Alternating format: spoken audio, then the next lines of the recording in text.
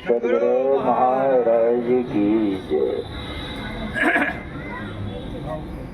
बंदा गुरुपद कंज कृपा सिंधो नर रूप हरि महामोह तम पुंज जासु वचन रवि कर निकल। अव्यक्त रूप में सर्वो सिंहासन पर विराजमान परम पूज्य परमाराध्य संत सद्गुरु महाराज के पावन युगल चरणों में कोटि सह प्रणाम। व्यक्त रूप में सम्मानीय साधु समाज, धर्म प्रेमी सज्जन विंद, धर्मशीला माताओं एवं भक्ति मती बहनों,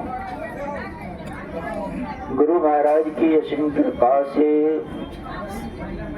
हम लोग संत मत के सत्संग में उपस्थित हैं और आज का यह संत मत का सत्संग परलोकवासी टोमी बाबू के श्राद्ध क्रिया के अवसर पर रखा गया है।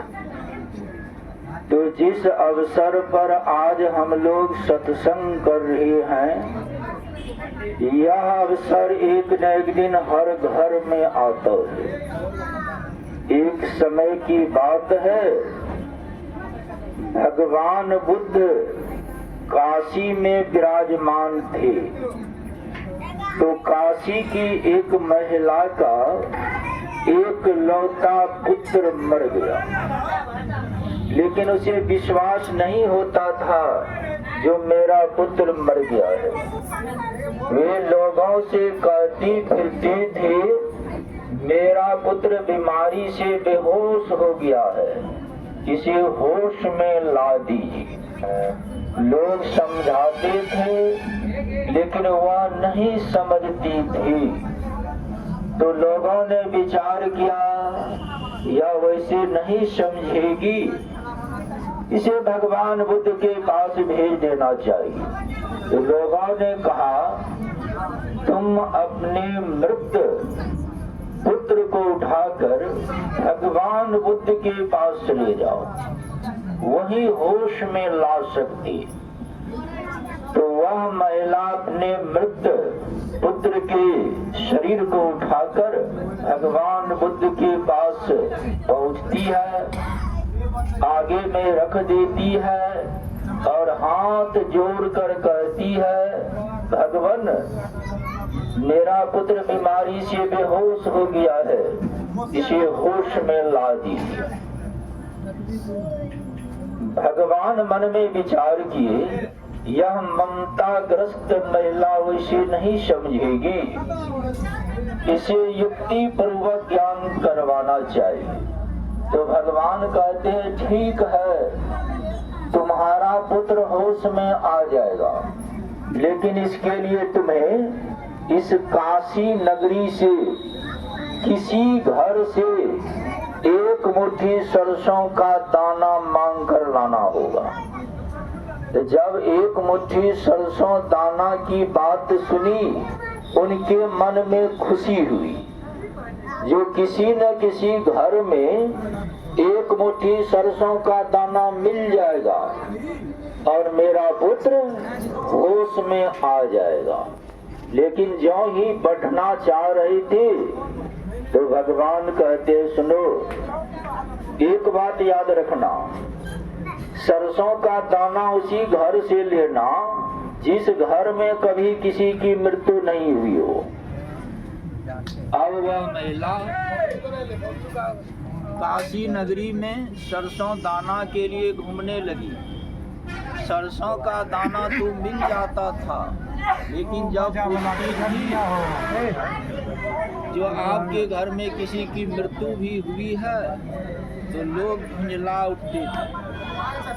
जो ऐसा भी कोई घर होता है जिस घर में कभी किसी की मृत्यु नहीं हुई हो, एवं प्रकार से वह महिला पूरी काशी नगरी को छान डाली, लेकिन कोई ऐसा घर नहीं मिला जिस घर में कभी किसी की मृत्यु नहीं हुई, तब उसे ज्ञान हो गया जो मेरा पुत्र मर गया है, वह लौट कर जाती है और अपने पुत्र के शरीर को उठाकर जाकर दाह संस्कार कर देती है और भगवान बुद्ध के चरण शरण में आकर ज्ञान पाकर युक्ति जानकर भक्ति करने लगी और भक्ति करके अपना परम कल्याण बढ़ाई।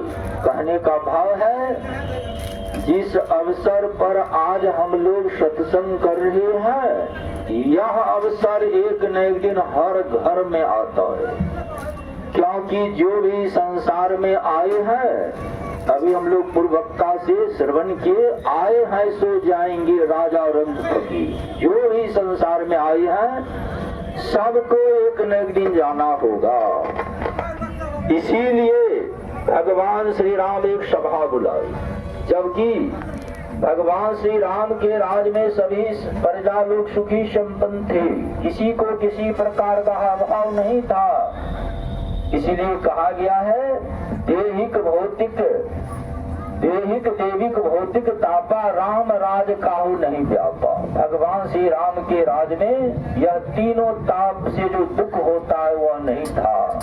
फिर भी भगवान श्री राम विचार किए, जो हमारी प्रजा भी सुखी संपन्न है, लेकिन यह सुख सदा नहीं रहेगा, क्योंकि एक न एक दिन शरीर छूट जाएगा, तो यहाँ का जो भी सुख सुविधा है सब यहीं रह जाएगा।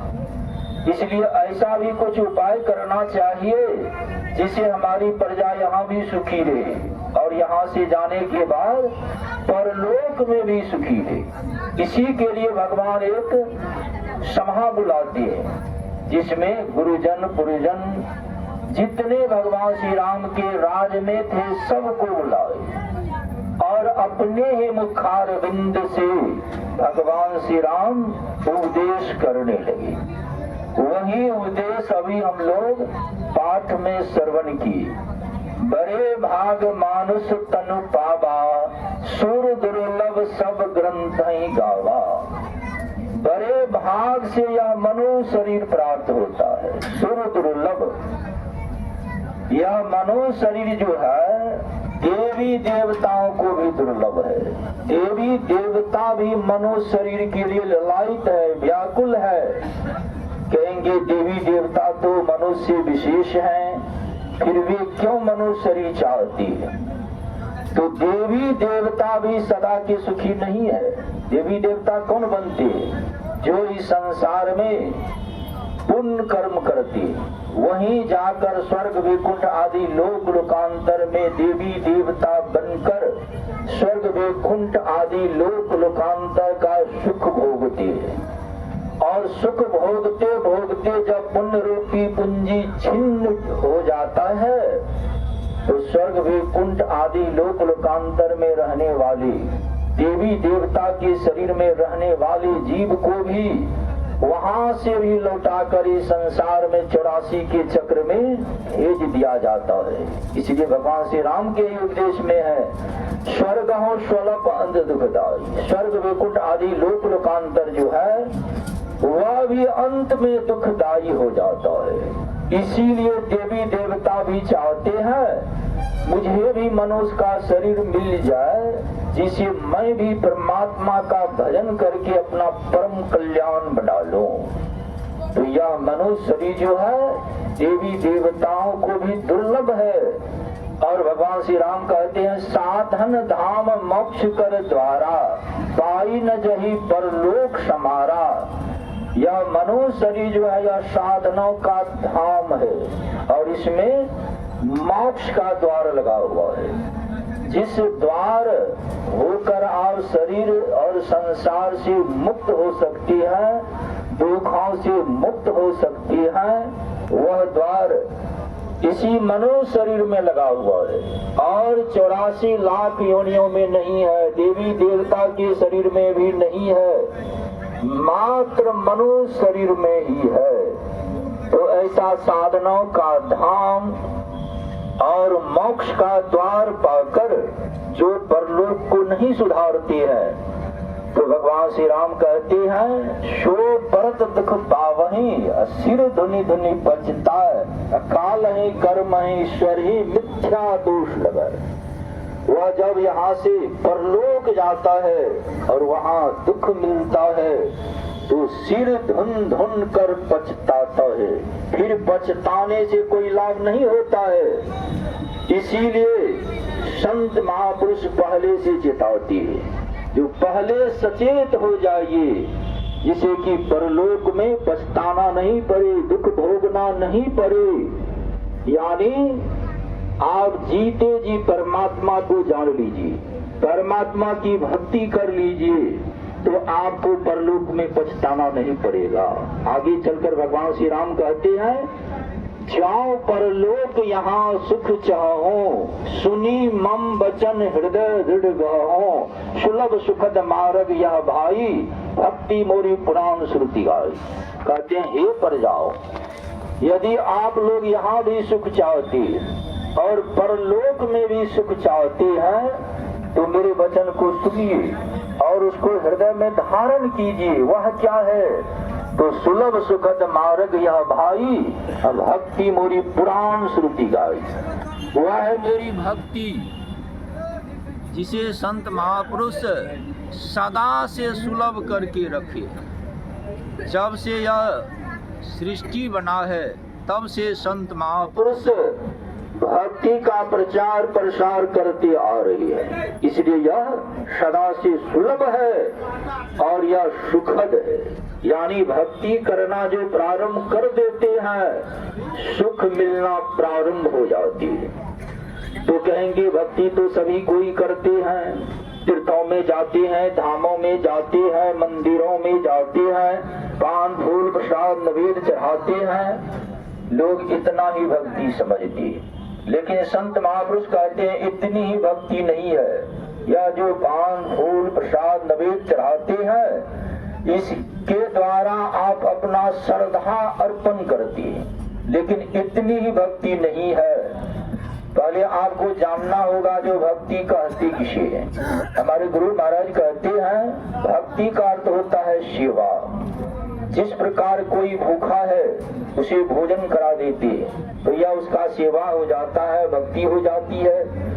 कोई प्यासा है उसे पानी पिला देते हैं तो यह उसका सेवा हो जाता है, भक्ति हो जाती है। किसी को वस्त्र नहीं है उसे वस्त्र दे देते हैं तो यह उसका सेवा हो जाता है, भक्ति हो जाती है। कहने का भाव है जिसे जिस चीज की आवश्यकता है, अभाव है, वह पूर्ति कर देना उसका सेवा हो जाता है, भक्ति हो जाती है। लेकिन यह संसार की लोगों की बात है जो जिसे जिस चीज की आवश्यकता है, अभाव है, वह पूर्ति कर दीजिए तो उसका सेवा हो गया, भक्ति हो गई।